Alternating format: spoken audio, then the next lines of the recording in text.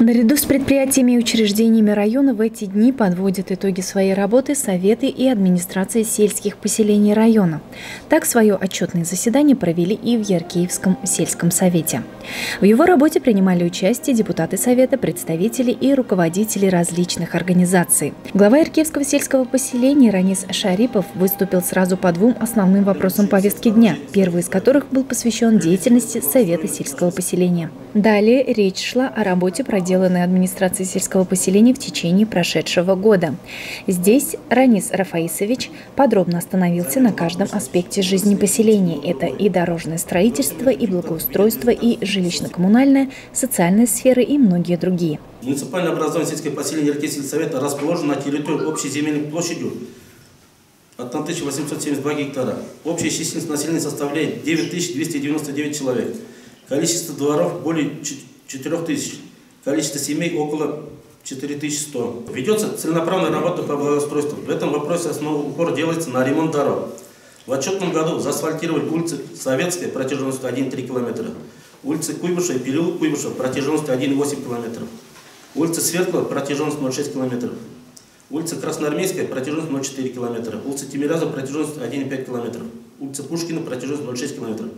А также автостоянки возле детского сада номер 1 и детской школы искусств. Общая сумма работ составила 22 миллиона 932 тысячи рублей. Проведены ямочные работы, ремонт асфальтированных дорог села Верхнеяркеево. Из года в год, согласно плану гравирования дорог сельского поселения, проводим работы по его реализации.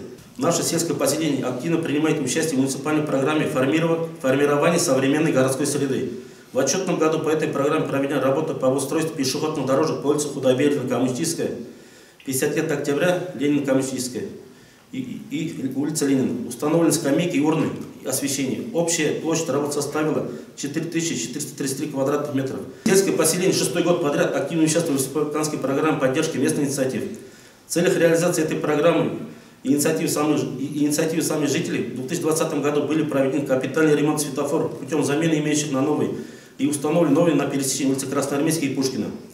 В этом году также планируем принять участие в программе поддержки местных инициатив. И в случае победы на выделенных средствах хотим отремонтировать окна СОЖ номер 4. С дополнениями к основному докладу выступили председатель местного отделения ДОСААФ Разиф Шайхайдаров, заведующий детским садом номер 1 Ирина Мулагулова и начальник полиции Марат Зарипов. На заседании также принимал участие глава района Ильдар Мустафин, который дал свою оценку работе совета и администрации Яркеевского сельского поселения. Благодарю за работу в 2020 году.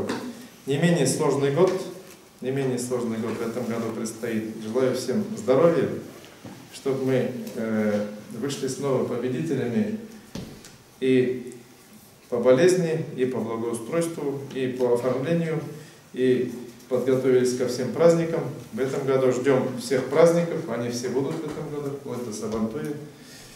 Будут очень много разных юбилеев, связанных с культурой, с образованием в текущем году. И поэтому давайте будем совместно работать, набираться сил и выполнять задачи. По традиции итоговое заседание завершилось награждением. Почетной грамотой администрации Яркеевского сельсовета за добросовестный труд удостоились Ильнур Фарвазов, Денис Богданов, Рахимян Имамов, Айсулу Бахтизина. И такой же грамотой за проделанную работу по благоустройству была награждена Лена Саидова.